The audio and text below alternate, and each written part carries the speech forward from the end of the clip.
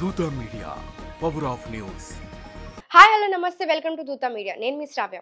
పాకిస్తాన్ పై Congress senior నేత శశి థరూర్ తీవ్ర వ్యాఖ్యలు చేశారు. ఉగ్రవాదంతో అంటకాగుతూ మన దేశంపై విషం చిమ్ముతున్న పాకిస్తాన్ ను ఎండగట్టేందుకు శశి థరూర్ నాయకత్వంలోని బృందం ప్రపంచ దేశాలకు బయలుదేరాయి. ఈ సందర్భంగా దేశం తరపున గలం విప్పేందుకు వెళ్తున్నామంటూ ఆయన ఓ వీడియోను పంచుకున్నారు.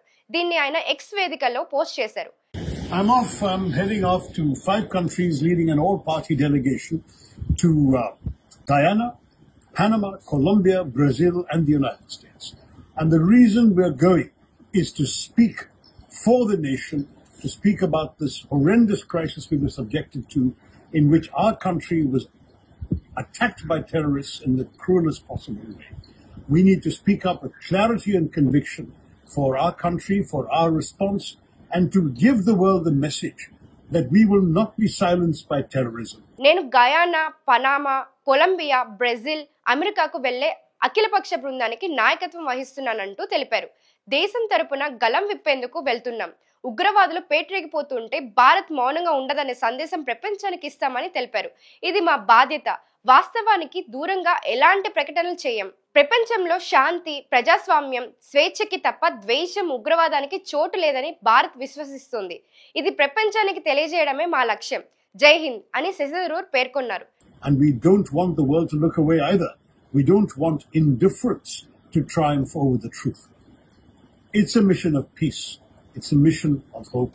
And it's a mission that will one day remind the world that India stands for all the values we need to preserve in the world today, of peace, of democracy, of freedom, and not of hatred, of killing, and of terror.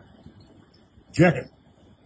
పాల్గమ్ దాడికి ప్రతీకారంగా భారత్ బలగాలు operation Sindoor రూపంలో ఉగ్ర స్థావరాలపై ఉక్కుపాదం మోపాయి. PoK Pak లోని ఉగ్ర శిబిరాలను ధ్వంసం చేశాయి. తర్వాత పాక్ రెచ్చగొట్టే చర్యలు మన బలగాలు సమర్థవంతంగా తిప్పికొట్టాయి.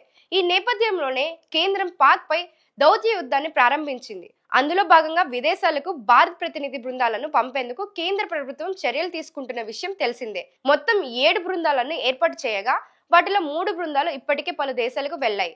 మిగిలిన 4 బృందాలు విదేశాలకు వెళ్లేందుకు సన్నద్ధమవుతున్నాయి. ఈ క్రమంలో విదేశీ వ్యవహారాల కార్యదర్శి విక్రమ్ మిశ్రీ ఆ 4 బృందాలతో సమావేశమయ్యారు. అందులో శశి థరూర్ బృందంతో పాటు బీజేపీ సీనియర్ నేత రవిశంకర్ ప్రసాద్, ఎన్సీపీ నేత సుప్రియ సూలే, బీజేపీ నేత బైజయంత్ పాండే నేతృత్వంలో వహిస్తున్న బృందాలు ఉన్నాయి. ఆయా బృందాల సభ్యులకు పహల్గామ్ ఉగ్రదాడి ఆపరేషన్ సింధూర్ తర్వాత పరిణామాల గురించి మిశ్రీ వివరించారు. మరిన్ని లేటెస్ట్ న్యూస్ కోసం చూస్తూనే ఉండండి దూత media. Thank you. For more updates please subscribe దూత మీడియా.